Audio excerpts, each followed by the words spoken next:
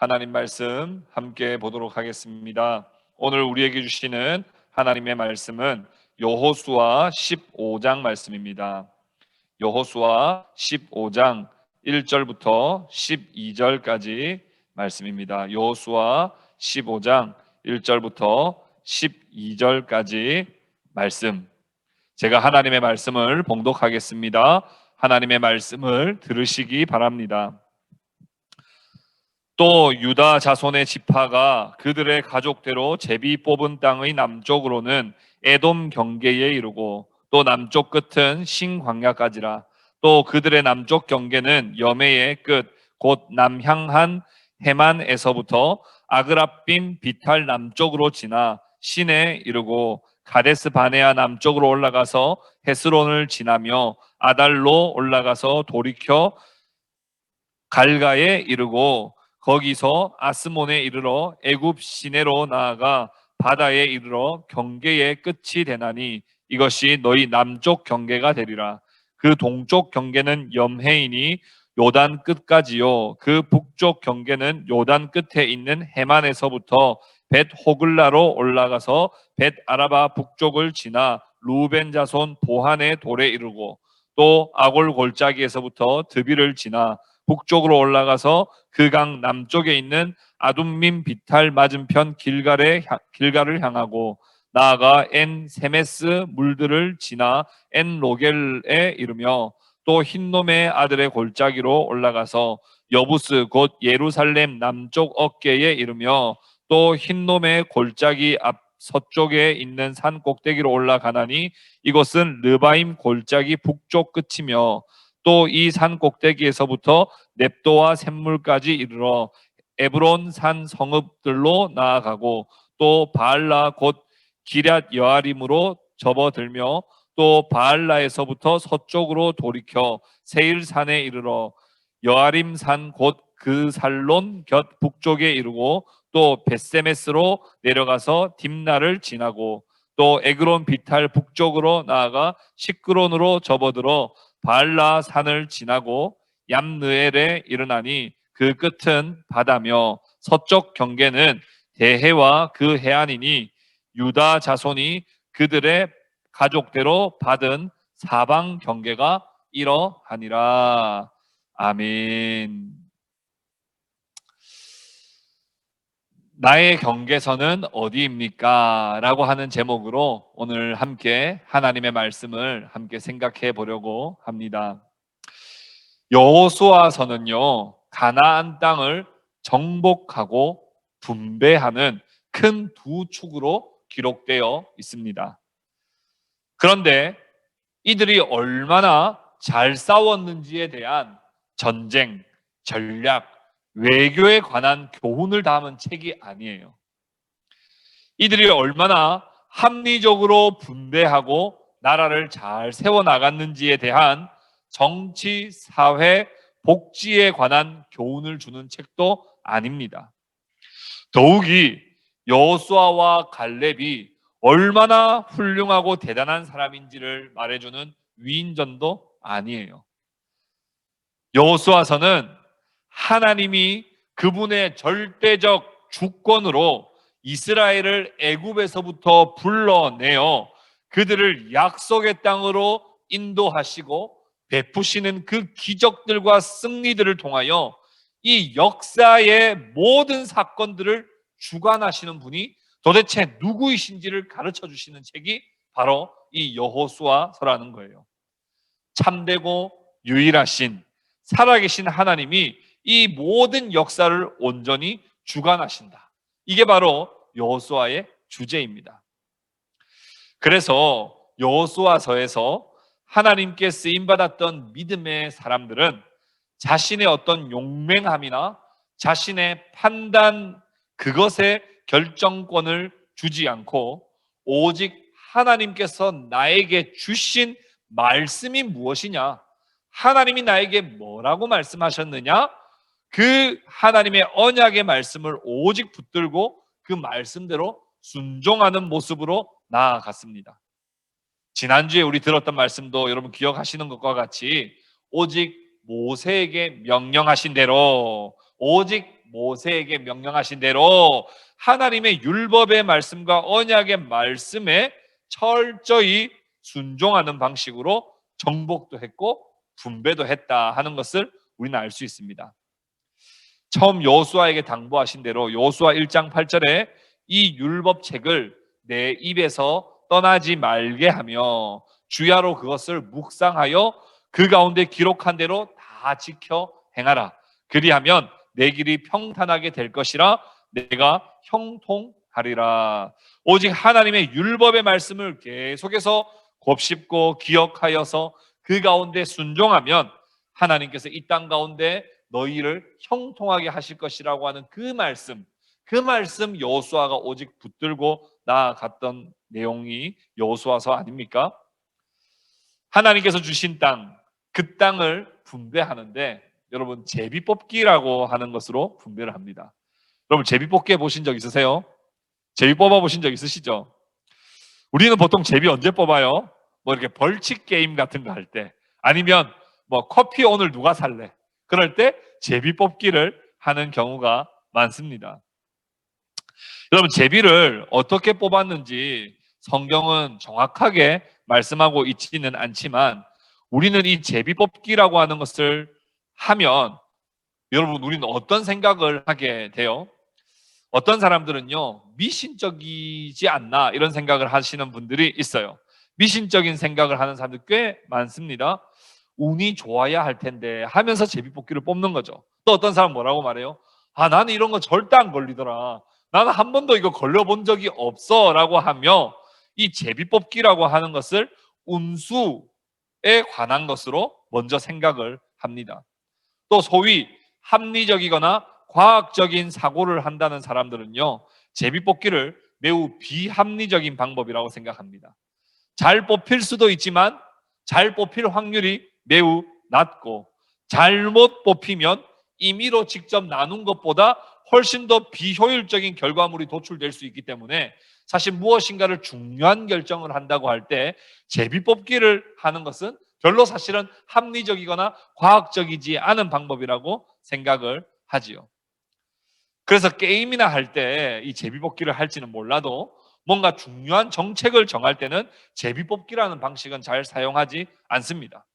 그런데 오늘 이 땅을 분배하는 데 있어서 제비뽑기라고 하는 방식을 사용하더라는 거예요. 여러분 이거 괜찮습니까? 이거 성경적인 방법일까요? 일단은 그렇습니다. 민수기 26장 55절 56절 말씀에 보시면요 광야에서 아직 정복하지도 않은 땅에 대해서 하나님은 이렇게 말씀해 주셨습니다.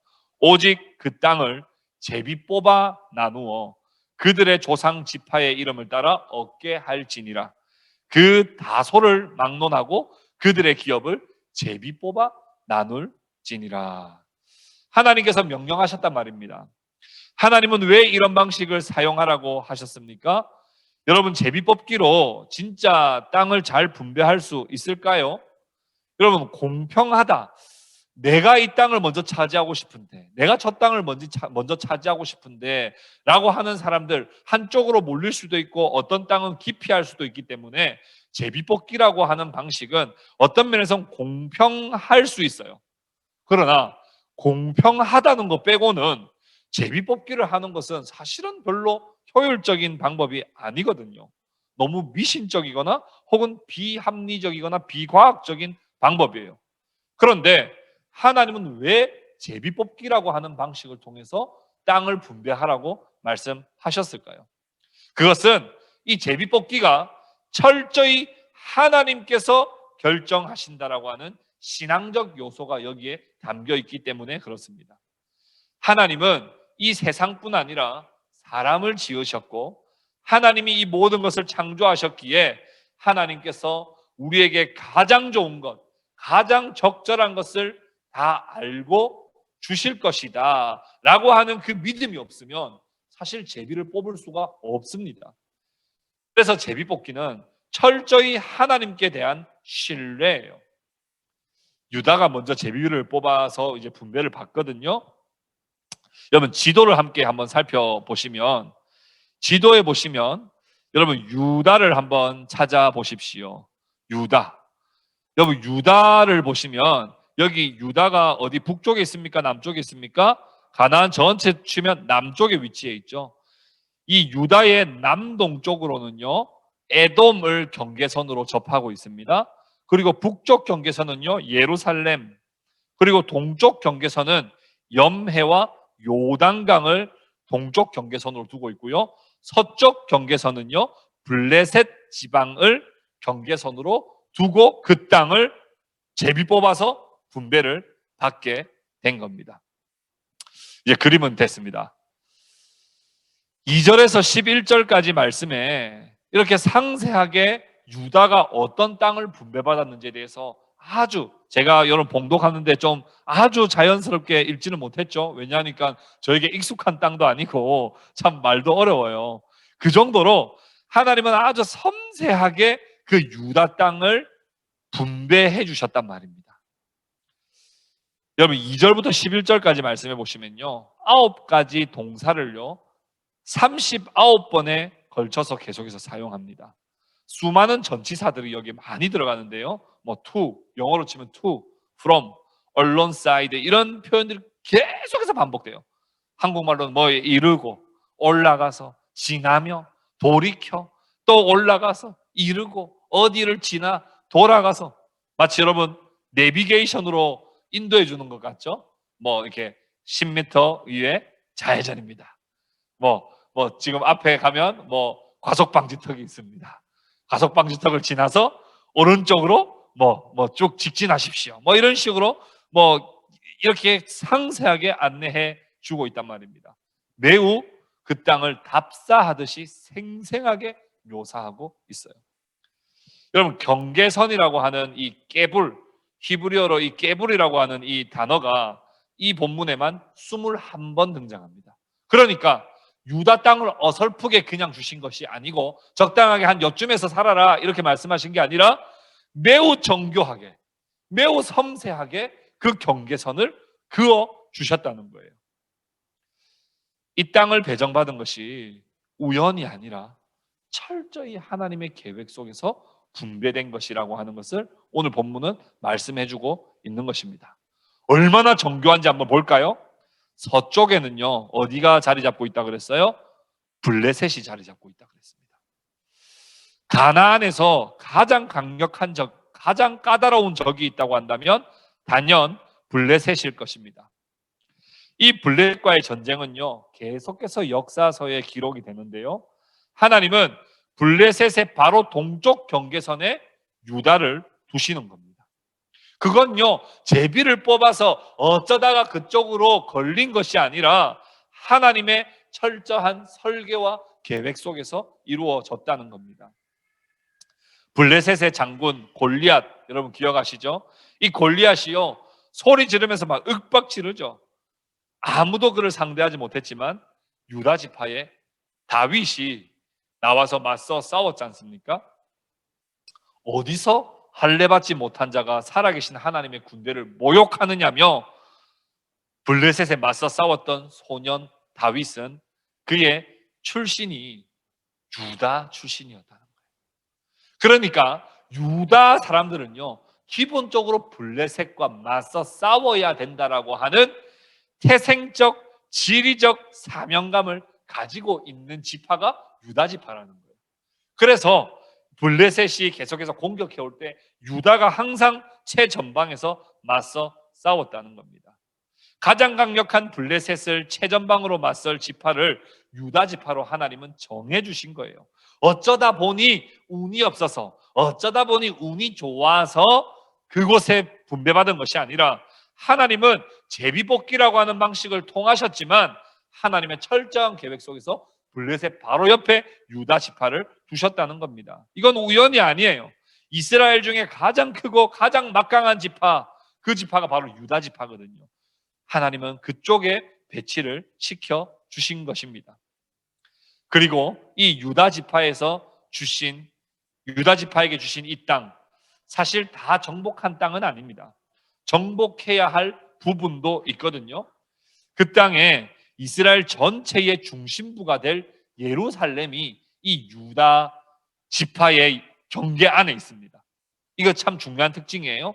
예루살렘이 이 유다 지파의 경계 안에 있다. 또 베들레헴이 그 유다 지파의 경계 안에 있다. 그리고 헤브론이 그 유다 경계 안에 있다. 이것은요 결코 우연이 아니라 하나님의 특별한 계획입니다. 여러분, 예루살렘이라고 하는 곳은 어떤 곳이에요? 이스라엘 전체의 중심부가 될 곳이기도 하고 다윗 왕이 그곳에 왕으로 즉위할 곳이 바로 예루살렘입니다. 베들레헴은 여러분은 잘 아시듯이 어떤 곳입니까? 예수 그리스도께서 태어나실 곳이 바로 이 베들레헴이에요. 또 헤브론은 어떤 곳이에요? 갈렙이 요구했던 곳이죠. 이 산지를 내게 주소서라고 요구했던 땅이 바로 헤브론 아닙니까? 이곳은요 아낙 자손들이 많이 버티고 있지만은 갈렙이 꼭 차지하고 싶었던 땅이었습니다. 왜냐하면 아브라함이 제일 처음에 정착했던 곳이 바로 이 헤브론이고 그의 아들 이삭, 그의 아들 야곱 3대 족장이 정착하고 이 헤브론일 뿐만 아니라 가데스 바네아에서 정탐을 하러 갔을 때 보고 왔던 갈렙과 여호수아가 저 땅은 심히 아름다운 땅이라고 감탄했던 땅이 바로 이 헤브론이에요. 이 헤브론이라고 하는 땅은 좋은 땅일 뿐만 아니라 영적으로 복을 많이 받은 땅이죠. 그래서 특별히 하나님은 이 유다 지파의 경계 안에 다윗과 예수님 그 복의 통로가 되는 그곳에 이 유다 지파의 경계를 하나님은 특별히 그곳에 주셨다 하는 겁니다. 여러분, 야곱의 축복 아시죠? 너는 담장 너머로 뻗은 나무 가지에 푸른 열매처럼 하는 그 창세기 49장을 배경으로 한 이 야곱의 축복. 그 야곱의 축복은요 창세기 49장을 배경으로 기록되었습니다. 이 창세기 49장에 12아들을 축복한 이야기가 나와 있는데요. 첫째 아들 루벤, 이 첫째 아들 루벤은 그의 죄 때문에 장자의 명분을 빼앗겨 버렸어요. 그리고 둘째, 셋째 시므온과 레위도 여동생 디나의 일로 인해서 혈기를 부리다가 이 칼의 폭력을 썼기 때문에 장자의 명분을 다 빼앗겨 버렸습니다. 그리고 이 넷째 유다에게 축복하시는 이 야곱의 축복의 내용이요 창세기 49장 8절에 기록되어 있는데요. 유다야, 너는 내 형제의 찬송이 될지라. 내 손이 내 원수의 목을 잡을 것이요 내 아버지의 아들들이 내 앞에 절하리로다. 찬송, 형제들의 찬송이 될 것이다. 그렇게 이야기했어요. 그러니까 유다를 특별히 하나님께서 축복을 해주셨는데 야곱을 통해서요 내 형제들의 찬송이 될 것이다. 이건 뭐냐면 가장 큰 축복을 받는 지파가 될 것이라고 하는 축복, 이 야곱을 통해서 내려진 이 축복이 그대로 성취되더라는 겁니다. 그리고 원수의 목을 잡을 것이다 이렇게 돼 있는데요, 원수의 목을 잡는다는 것은 넓게 보면 유다 지파에서 나실 예수 그리스도를 통해서 멸망당할 사탄 마귀를 말하기도 하지만 좁게 보자면 바로 옆에서 계속해서 이스라엘을 공격하는 블레셋, 이 블레셋과 계속해서 싸우고 그들을 무찌르는 역할을 하게 될 이 유다 지파를 말하기도 하는 것입니다. 9절 말씀에 유다는 사자 새끼로다. 10절에 규가 유다를 떠나지 아니하며 통치자의 지팡이가 그 발 사이에 떠나지 아니하기를 실로가 오시기까지 이르리니 그에게 모든 백성이 복종하리로다. 여기서 사자, 규, 통치자의 지팡이, 실로 이런 것들은 다 유다 지파에서 힘과 권능을 가진 왕권을 가질 것에 대해서 이미 예언되었던 말씀이라는 거예요. 짧게는 다윗 왕이 이 유다 지파에서 날 것을 말했고 궁극적으로는 이 유다 지파에서 예수 그리스도께서 나실 것이라고 하는 것을 의미하는 겁니다. 바로 이 유다가 차지한 이 땅과 그 지파에서 이런 일들이 일어난다는 거예요. 여러분, 제비 뽑기로요 하나님은 땅을 분배하셨지만 이것은 철저히 하나님의 계획 속에서 신실하게 이루어 주신, 두루뭉술하게 그냥 어쩌다 보니 그곳을 배정받게 된 것이 아니라 하나님의 매우 섬세하고 정교한 하나님의 섭리와 계획 속에서 이루어 가셨다고 하는 것을 우리는 오늘 본문 말씀을 통해서 보게 됩니다. 사도행전 17장 26절 27절에 이렇게 말씀합니다. 인류의 모든 족속을 한 혈통으로 만드사 온 땅에 살게 하시고 그들의 연대를 정하시며 거주의 경계를 한정하셨으니. 하나님은 한 사람 한 사람을 향한 놀라운 사랑과 계획을 가지고 계신다는 거예요. 하나님은 이 사람의 삶의 그 연대를 다 정하셨을 뿐만 아니라 하나님은 그 거주의 경계를 다 한정하셨다고 성경은 말씀하고 있습니다. 우리에게 하나님은 영역을 주세요. 우리가 살아가는 가정이 그 경계선일 것이고 우리가 살아가는 삶의 일터가 하나님 올해 우리에게 허락하신 경계선일 것이며 우리가 살아가는 학업의 공간이 그저 어쩌다 보니 여기까지 온 것이 아니라 하나님의 철저한 계획 속에서 우리에게 허락하신 하나님의 경계선이라는 것입니다. 뿐만 아니라 우리의 연대를 하나님은 다 정하셨어요. 우리가 좋을 때, 건강할 때, 합격할 때, 세상 사람들은 이야기해요. 어쩔 때는 건강할 때도 있고 나쁠 때도 있지. 이건 무슨 어떤 운수나 어떤 재수, 다른 어떤 요소에 의해서 그럴 때가 있고 아닐 때가 있지. 매우 어떨 때는 지혜로운 말 같지만 사실 신앙적으로 하는 말은 아니죠. 그러나 우리는 믿습니다. 하나님이 좋은 때를 만나게 하신 것은 하나님이 우리에게 정한 경계선이요, 하나님이 정한 연대라는 거예요. 또 우리에게 매우 안 좋을 때, 매우 아플 때, 또 시험에서 불합격했을 때가 우리에게 있습니다. 그때도 하나님이 우리에게 허락하신 경계선이며 우리에게 정하신 연대라고 하는 것을 우리는 믿는다는 것입니다. 사랑하는 성도 여러분, 어려움을 당할 때 세상 사람들은 운이 없다고 말하지만 하나님을 모르는 사람들은 나는 아무도 안 믿어. 내 인생은 내가 철저하게 계획해서 개척해 나가는 것이지 라고 그렇게 말합니다. 그러나 우리의 인생은 마치 제비뽑기하는 것처럼 한 치 앞을 내다볼 수 없는 우리의 삶이고 우리의 인생이지만 당장에는 불분명해 보이고 당장에는 막막해 보이고 당장에는 도무지 이해가 안 돼서 답답할 때가 우리의 삶 가운데 왕왕 있지만 우리는 하나님께서 우리를 향한 놀라운 계획을 가지고 계시고 한치도 오차 없이 매우 유다의 그 경계선도 매우 섬세하게 정교하게 그어주셨던 것처럼 우리가 오늘 만나는 사람, 우리가 오늘 만나게 되는 그 상황도 하나님의 철저한 계획 속에서 우리로 하여금 이루어가고 계신다는 것을 우리는 믿는 사람들입니다. 사랑하는 형제자매 여러분, 하나님을 신뢰하십시오. 좋을 때도 너무 들뜨지 말고 어려울 때도 너무 낙심하지 마십시오. 하나님을 잠잠히 바라보고 하나님이 일하시는 것을 신뢰하시고 하나님을 바라보시기를 바랍니다. 2021년 올해도 여전히 코로나로 어려움이 이어질 것으로 예상이 됩니다. 일자리를 잃고 계획들이 계속 변경되고 새로운 도전을 하기가 꺼려지는 이러한 삶의 상황도 하나님의 신실한 계획 안에 있음을 우리는 믿고 일희일비하지 마시기 바랍니다.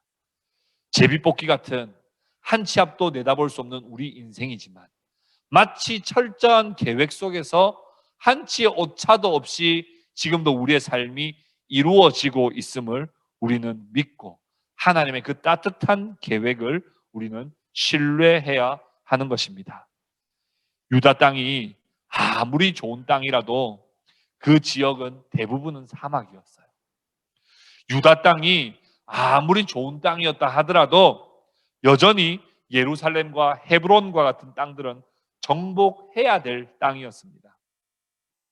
하나님께서 우리에게 맡기신 경계선, 그것은 우리에게만 주신 특별한 선물이지만 동시에 우리가 싸워나가고 정복해 나가고 풀어나가야 할 숙제와 과제이기도 합니다.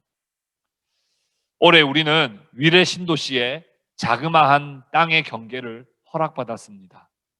예상치 못했던 방식으로 하나님은 우리에게 이 땅, 이곳을 예배당으로 선물해 주셨습니다. 그러나 그것을 받은 것으로 전부가 아니에요. 이것을 아름답게 하나님을 예배하는 공간으로, 함께 교제하고 이웃을 섬기는 공간으로 채워가고 만들어가야 할 과제가 우리에게 여전히 있음을 우리는 기억해야 합니다. 여러분, 결혼하고 싶으시죠? 우리 교회는 아직 결혼 안 하신 분들이 많은데요, 결혼해야 할 청년들이 우리 교회에 많습니다. 결혼을 하나님께서 여러분들에게 허락해 주시기 합니다. 그런데 여러분, 결혼을 여러분들에게 하나님께서 선물로 해주셨다고 가정합시다. 그럼 끝입니까? 아니요. 결혼을 하고 나면 남편에게 주신 또 과제가 있고 아내에게 주신 숙제들이 있습니다. 이것을 하나하나 잘 풀어나가서 하나하나 함께 해나갈 때 행복한 결혼 생활이 되는데, 그렇지 않으면 사실 결혼이라고 하는 것을 선물로 받았지만 사실 결혼 생활이 지옥 생활이 될 수 있다는 거예요. 우리에게 맡기신 경계를 여러분 감사함으로 받으시기를 바랍니다. 그리고 우리에게 주어진 사명들을 신실하게 감당하여 그 땅을 온전히 점령하고 그 땅을 하나님께서 받으시는 거룩한 그 땅으로 하나님께 돌려드릴 수 있기를 바랍니다.